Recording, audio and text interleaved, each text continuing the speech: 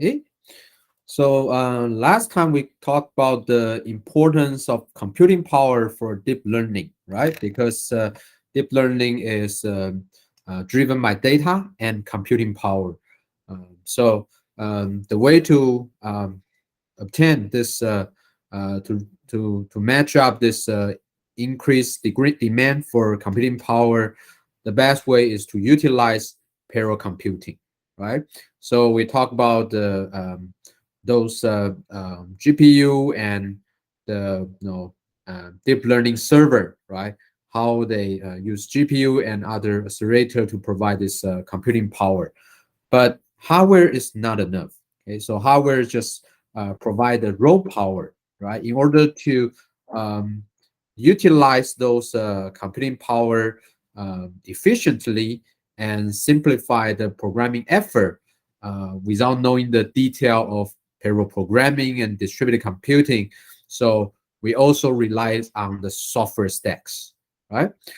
So you can see that on top of a parallel computers like a GPU server, we need a software stack to provide parallel computing on GPU and the libraries that try to optimize your performance for computation, communication, and other purpose. So like the software stack provided by NVIDIA, you can see that on top of the basic CUDA library we have told in this class, they also provide three important libraries for the deep learning developer. One of them is called Nico. So this is the library for peer-to-peer and collective communication. And the QDNN is the library specialized for deep learning operation like like convolution and other matrix operations. Okay, and finally is cuBLAS. So cuBLAS is a math library for general mathematic solvers or algorithms. Okay, so based on those libraries, we have those deep learning framework, right? Provide the API specifically for neural network programming, such as the famous TensorFlow, PyTorch, or the more traditional framework like Caffe. Okay, and so for the user, usually they can directly develop their deep learning model on top of those deep learning frameworks without involving or worrying about the detail of how those computation can be done efficiently on GPU or even across multiple machines. Okay. We can have a quick look. Today, if you want to do deep learning, besides to buy those GPU, you will usually install the framework, right? And also the software stack we saw, like those libraries. Nico, okay, NCCL, short name for Nico. You can see it's an NVIDIA Collective Communication Library. So what is collective communication? As we have told in the lecture for MPI, if you remember, right? We have those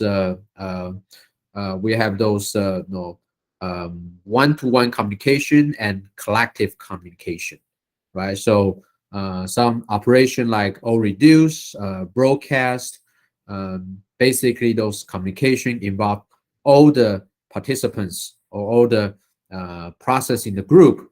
That's what we call the collective communication. And for deep learning, especially for distributed deep learning across either across multiple GPU cards or even across multiple machines, then when you do the communication, many of them are rely on the collective communication code, like all reduce. Okay, the performance of those collective communication is critical because we all know communication is usually the performance bottleneck for parallel computing, right? So, uh, like we have the MPI collective code for GPU.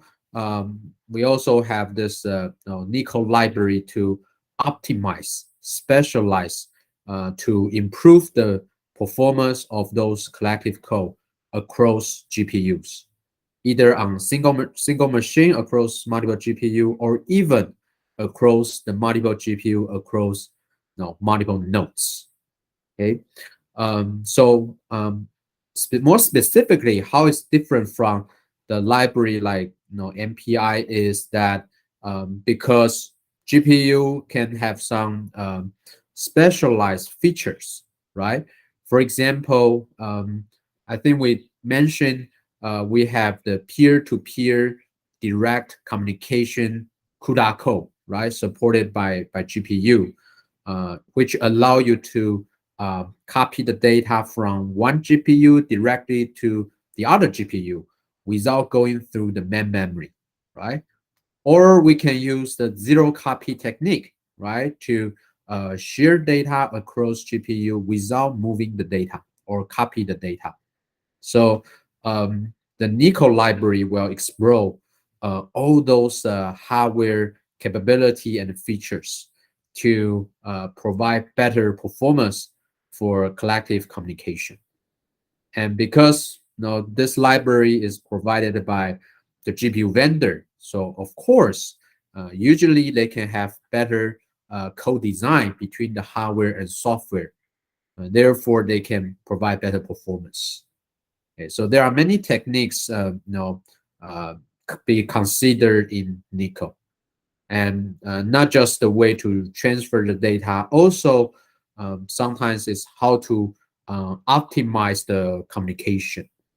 And as example, if you remember, when we talk about synchronous communication, we explained how you could use butterfly topology, right, to implement a distributed uh, barrier, right, without a single master. So it's more scalable and maybe even faster. A library like NICO can also explore the hardware topology, and depending on the topology, to decide uh, which version of implementation it will use to in order to get the best performance for supporting those communication method. The library is really dynamic and very optimized for your hardware. Okay?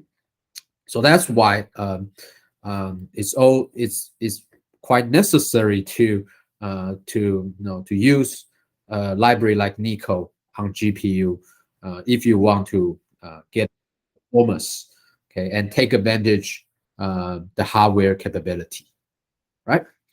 And of course, you won't see this because the NICO library usually is called by the deep learning framework like PyTorch and TensorFlow.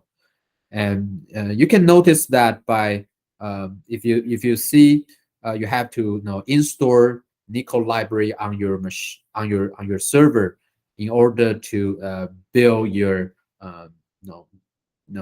deep learning framework, then that means it need to link to this library and to use this library, the implementation of this library to perform those collective communication. Okay, so sometimes of course, you could disable it, but usually you will not be able to get the best performance out of your hardware. Okay. All right. So once again, of course, if you use NICO, right, you will use a better implementation for operation like O reduce. So you can again with NICO, you can greatly reduce your communication time and increase your performance. And there are many benchmarking results to show how much improvement you can get from NICO, especially on those multi GPU server with NVLink connection. Okay, right. So Again, you can better performance and also better scalability. So that's why optimized communication overheads always crucial for parallel programming. Okay? All right, the second library you are definitely needed for deep learning is QDMN. So, like I said, for especially for deep learning, right? We all know, you often need to perform some operations like convolution, pooling, activation.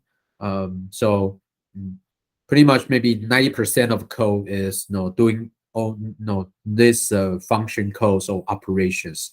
So of course people try to optimize those operations on GPU, right? And try to provide their implementation as a library for the user program.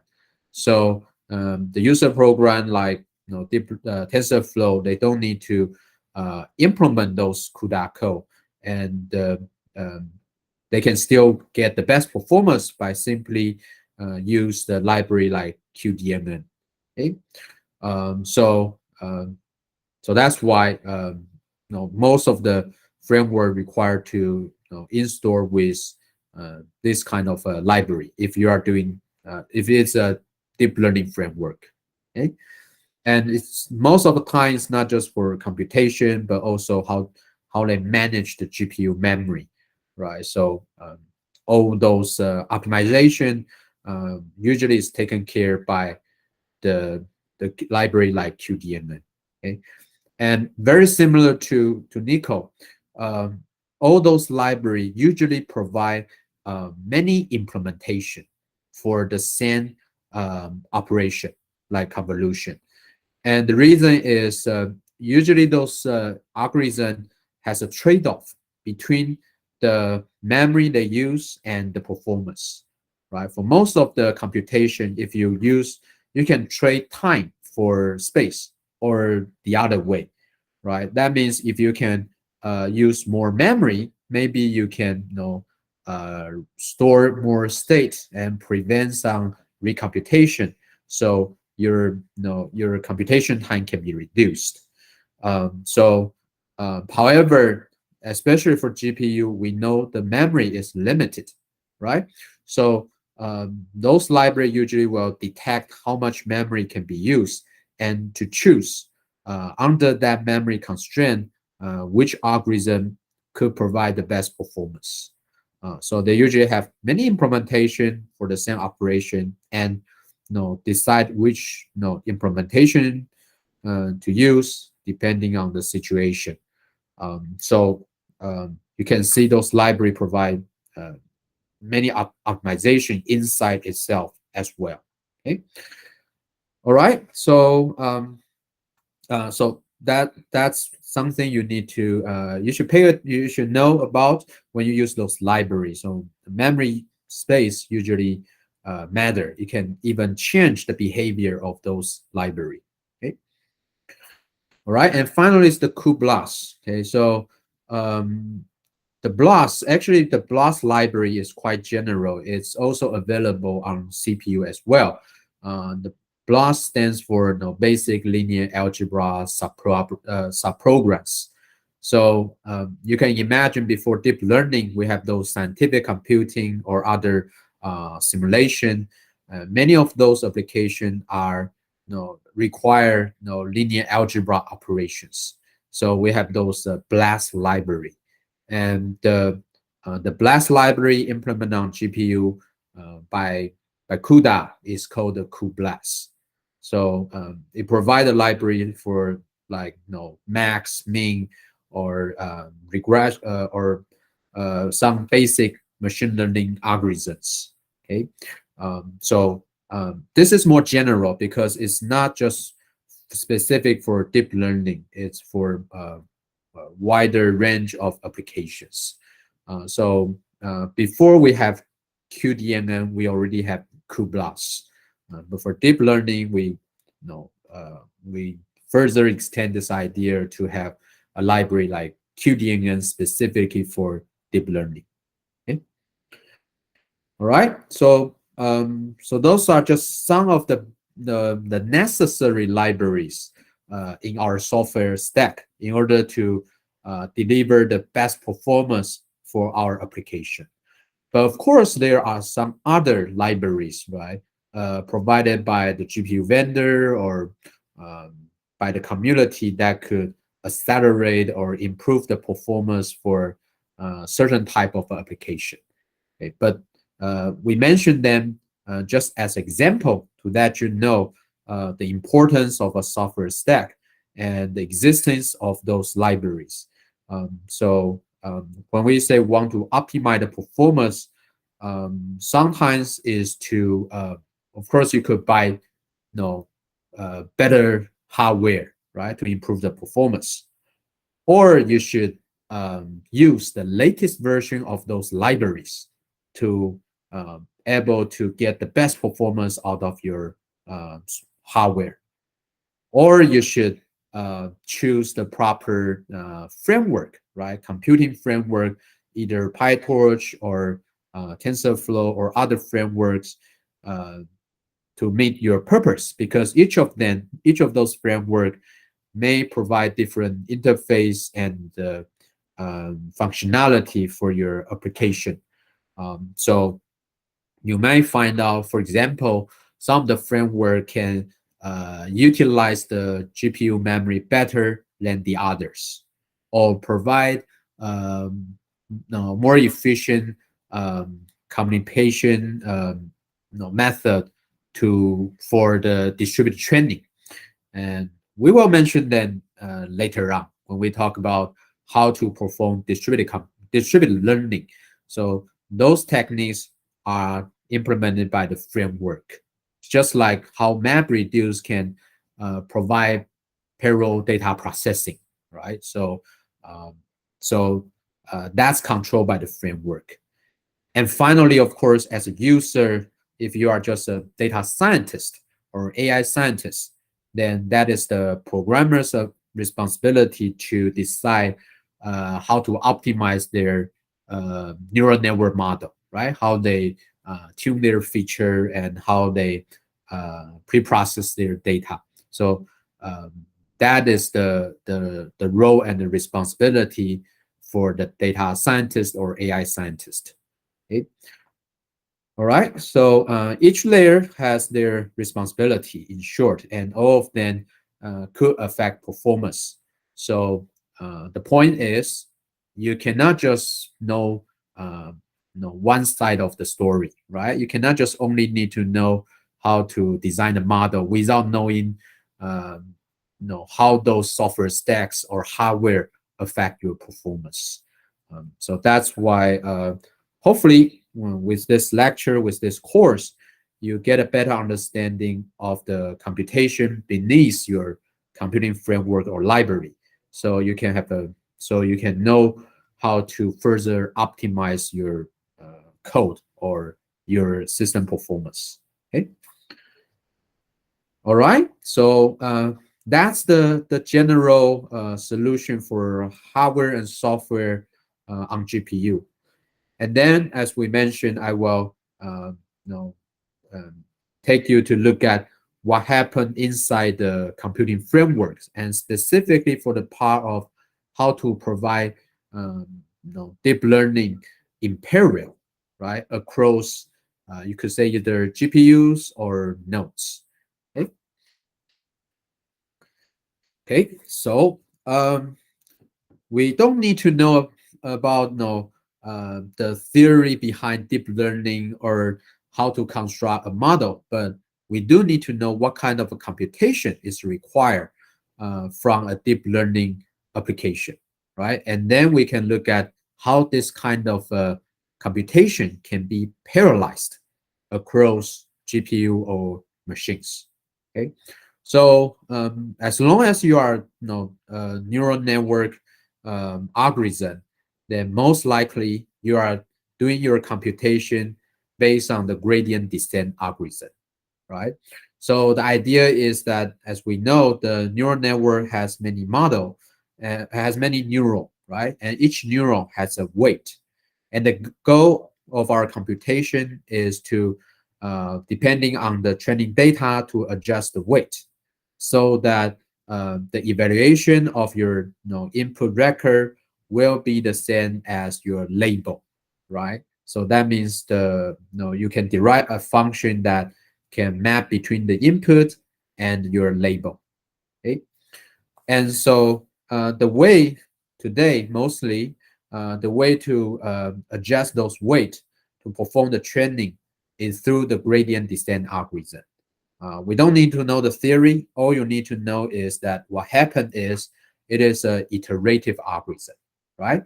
And every time, every iteration, you simply accept the input, the record, right? The value of the record, and send it to the neural network, evaluate the result, layer by layer, propagate the computing result from a neural to the neural in the next level. And then you will use the final results to compare with the your label, right? Your ground truth basically, and to determine the loss, right? Which means how much adjustment we need to make on those weight. So we have the first part is called the forward propagation, right? We use the forward propagation to get the loss, and based on the loss value, to do the backward propagation to propagate the differences to each layer of neural and adjust the weight accordingly. Okay, so this computation just keep repeating, iteration by iterations. So no matter how complicated is your model, your computation behavior remain the same. You can see it's a very regular, very there's a very regular computing pattern: forward and compute the loss, and then backward propagate. Okay, so this is how we done for a gradient descent. Okay. All right, and of course, as a user, you might need to tune some hyperparameter in this training process, like the learning rate, right, in order to determine how much the loss should affect the weight. But all those things doesn't matter for computation. It only matter to the result of your training, right? How accurate it is, how many iteration is required to converge. So it will affect the training results. But in terms of their computation in the process, it doesn't change anything, right? It just change the value you compute. Okay, all right. So, but for us, we do need to know this behavior of computation. So our goal is just to to find out how this computation can be parallelized, right? And how can we minimize the communication overhead when we do the parallel computation. Okay. All right. So back to the user view, right? Imagine you have multiple machines or multiple GPU. How could you utilize them for training or for inference? Inference is simpler, so we don't discuss here because for inference, of course, you have many requests. So every request can be handled independently, right? So that means you basically have you don't have any dependency across the tasks or the requests. So it's very easy to just simply load balance the request to the machines, like web server, right, to utilize the machine. For inference, usually it's a bit easier, and also inference also means that you only do the forward propagation without the backward propagation. If you can parallelize training, you can of course even you can much easier to parallelize the inference as well. Okay, so training is a more complicated problem than inference. Okay, because inference is just part of the training. Okay. All right, so we will only discuss training in our lecture. We only when we say that distributed learning distributed learning is more specific for the training process.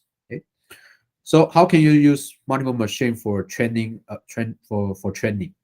So the first solution is like inference. So if we have multiple problem instance, right? If we need to train multiple models, then if we have multiple machine, then we simply just use one machine to train one model. That's it. Then we can utilize all the computing power, right? But of course, it requires us to have multiple problem instance. Okay. So what happens if we only want to train one model with multiple machine? So another easy way to do that, most people probably just at this level. So the way they use multiple machine is because we know for model training, we have many parameters, such as the learning rate we mentioned. There are maybe more than tens or even hundreds of parameters that could affect the training results. So usually what happens is people will uh, how to tune those parameters, what we call the hyperparameter tuning problem. Okay, so those are the parameter affect our training or in our training process. Okay, so one way is because those parameters, there are many parameters to can be tuned, so we can no no, we can test. We sometimes have to search through this hyperparameter space to figure out which setting will lead us to the best result. Okay, so every setting is called a trial. Okay, and we have to test many trials in order to figure out which parameter setting can give us the best result. So since we have no almost unlimited number of setting can try. So of course we can run each trial on each machine. So if we have more machine, we can try more trials, and of course it should give us better results because we try to search through the solution space. Okay, so for most people, because we have to solve this hyperparameter tuning problem, so uh, we can efficiently run those trials across machines.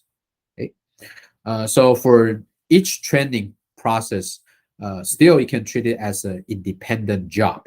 So that's why it's very easy to utilize multiple machines, just like embarrassing parallel computation, right? So that's trivial. Okay. All right, but what if, right? What if we want to use all the machines to train a single job, to a single training for a single training process, right? Because sometimes the model is too large or the data is too large, so just to train a model takes very long time.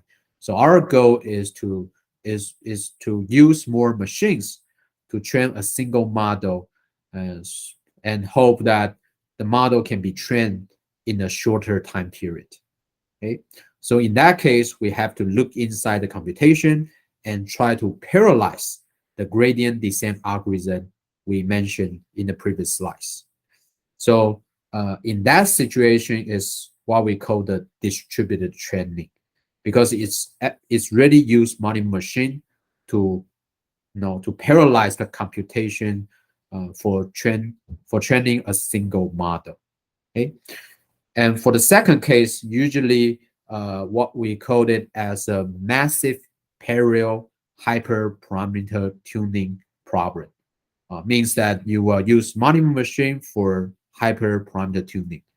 The problem for that is different from distributed training, and usually distributed training require more parallelization on the computing algorithm itself. Okay, and so this is what we like to introduce in this lecture, and it is more related to parallel programming, right? Okay, so how can you parallelize gradient descent algorithm across machine? Basically, there you can roughly classify it as two parallelization strategies. One is called the model parallelism. The other is called the data parallelism. So that means you either paralyze your computation or paralyze your data. Okay, so exactly what it means is, here is the example for model parallelism. So model parallelism means that, as we mentioned for deep learning, right? You can it's basically a data flow computation. Because the neural network you define, you can imagine every neuron, or every operation performed on each neuron can think as an operation or some task, right? Computing task. And you have the result, the data, passing through those operation or neural network layers or neural. So it's a data flow computation. And this data flow usually is called tensor. Specifically, they code it as a tensor because usually it's a tensor means it's a matrix. It's a multi-dimensional matrix. It's not just any data. It's a matrix. Okay. So that's why this is how the name of TensorFlow, how TensorFlow gets its name, because it's a right. It's described. It can handle any computation that can be described as a flow of tensors. Okay, all right. So it's an iterative algorithm, so we can simply just look at one iteration at a time, right? So this shows what happened for forward propagation, right? And for model parallelism means that we will partition the computing task or scatter the computing task onto different machines. Okay, and so very similar, very similar to a pipeline computation. You can say that, right?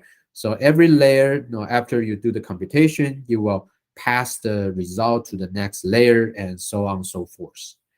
So the, the the computation can be break down to those independent, not independent, but those tasks, and then scatter to machine. So if so, for some of the computation, if they don't have data dependency, then that means they can do the computation at the same time. And also for deep learning, because it's a iterative algorithm, we have to fit in records, right? To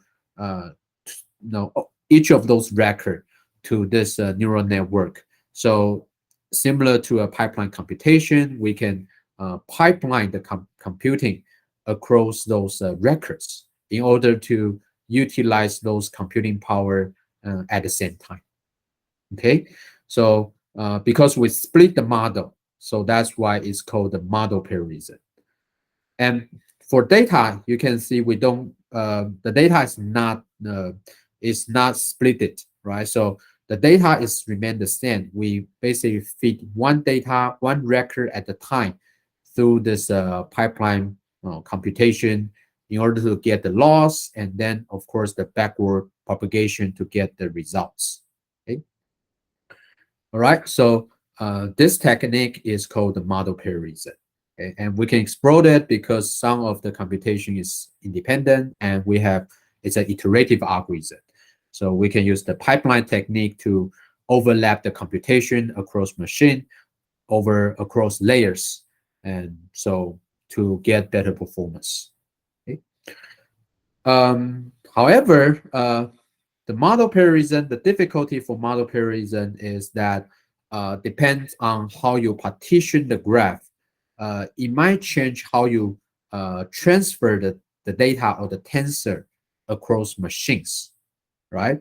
So if the machines don't have a shared memory, if the machine has a shared memory, then it's easier because you don't need to actually transfer the data across those tasks or computing device, because all those data can be stored on the shared memory, and those computing tasks can just access whatever the data they need on the shared memory.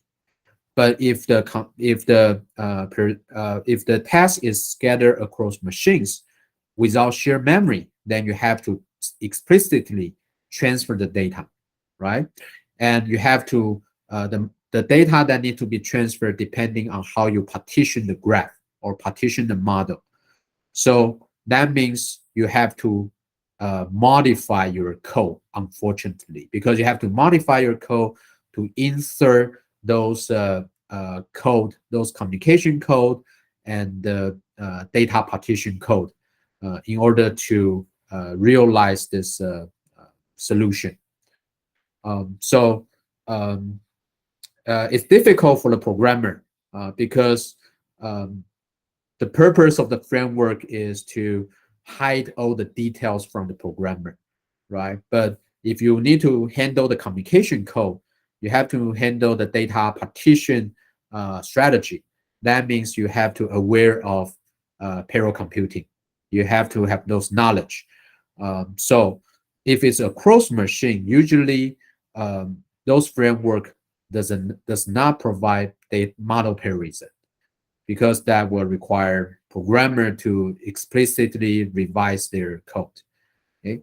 However, if it's on a single machine, right? Because today we have many multi-GPU server, right? So even a server, we can have multiple GPU, and we can still have the shared memory from the host memory. So the model pair reason usually is applied on a single server with shared memory. Okay? And this pair reason is done by the deep learning framework. So the deep learning framework basically will, based on your user code, to generate this TensorFlow or computing graph. And then the framework will decide how to partition the graph and how to schedule each part of the task to different GPU, right, in order to minimize the communication overhead. And the data is always accessible for the task scheduled on any GPU. So you don't need to worry about data access. You only need to resolve, or you have to mitigate the data transfer overhead and minimize the dependency across those computing tasks. Okay, so what happened is usually this is built in inside the deep learning framework, and so if you are using deep learning framework and you see that you can, for example, train your model across multiple GPU on a server, or use multiple threads to train your model on a server, that means you are already using model pair reason. And this is done by the deep learning framework. Okay.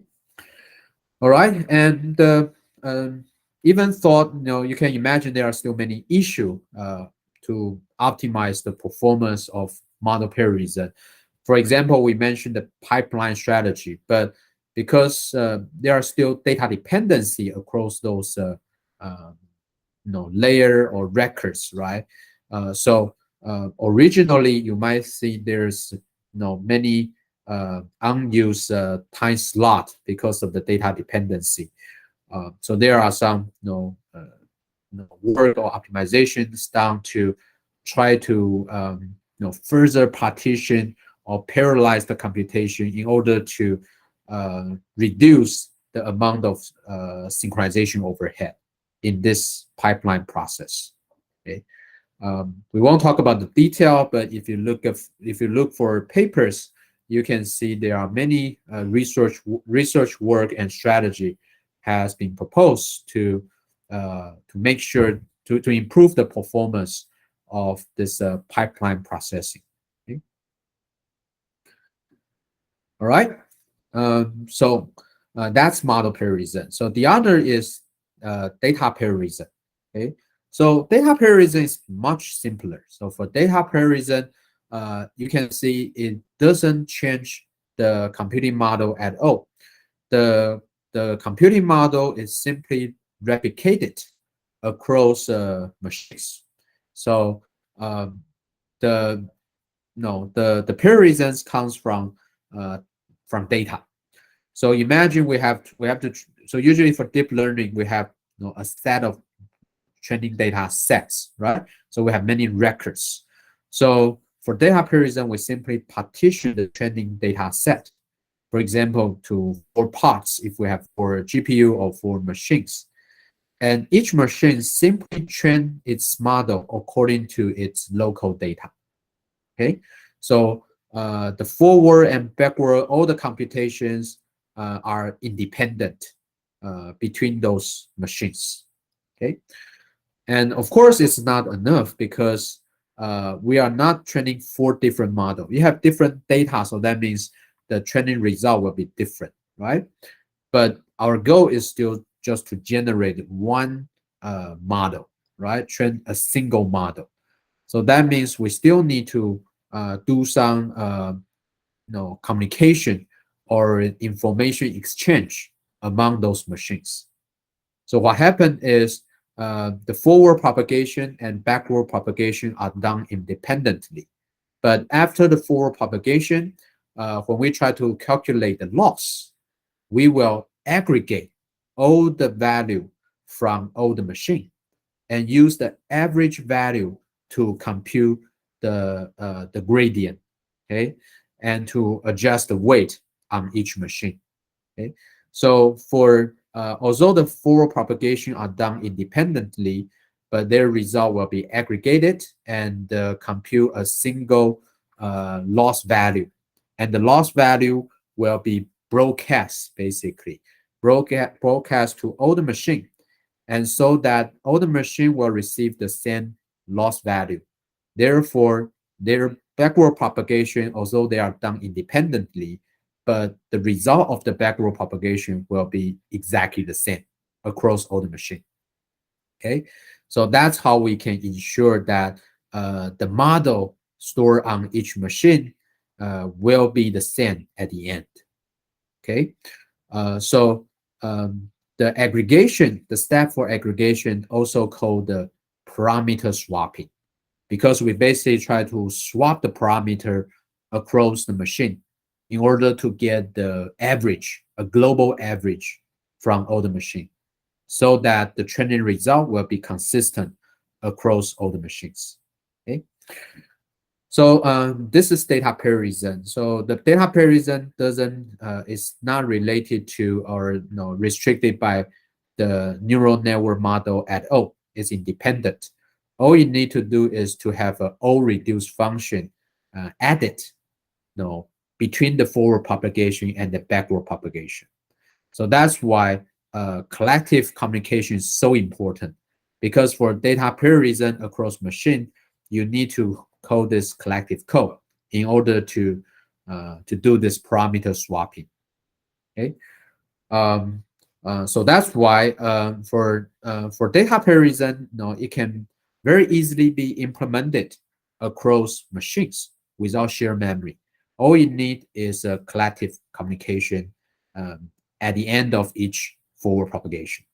Okay, so that's why if we across machine, usually we use data parallelism, and the data parallelism strategy is of course, how we do the aggregation is implemented by the deep learning framework, and you can use many different ways to aggregate the results, and the framework usually provide a configuration to allow user to choose which collective communication they would like to use for this aggregation.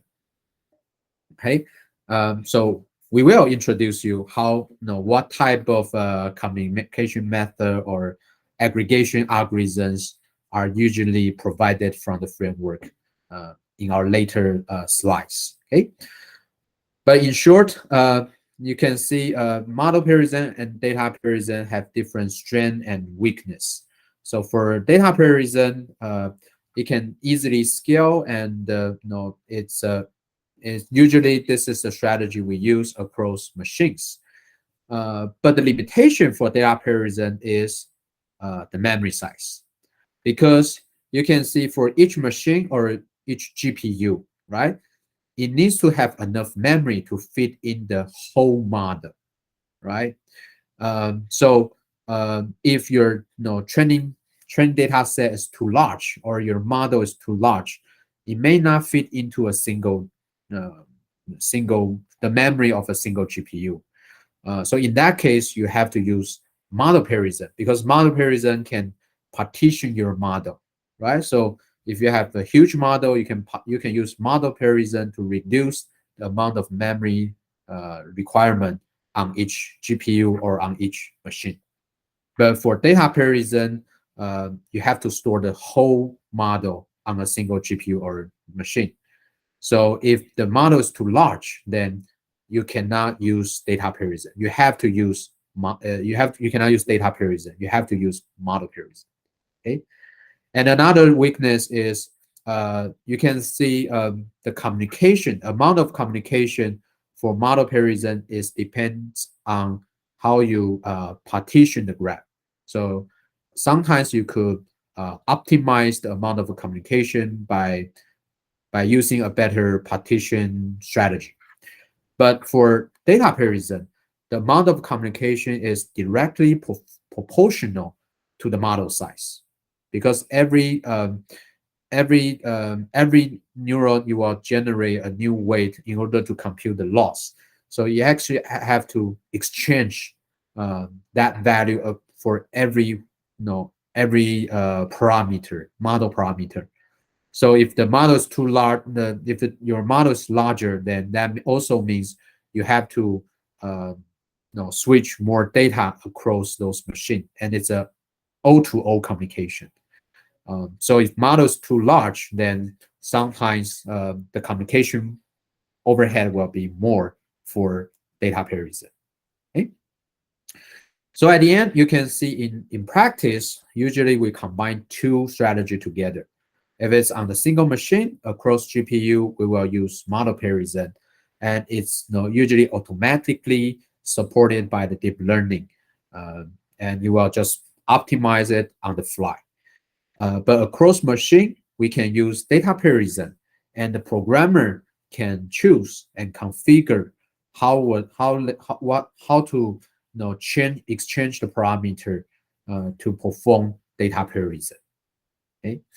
So that usually provide the best result. Okay. All right. So next time we will talk a bit more about exactly how you could use what algorithm to do parameter swapping. Okay. So we'll introduce a couple of some of the popular common method, and the reason is for most of the framework, they support all those different strategies.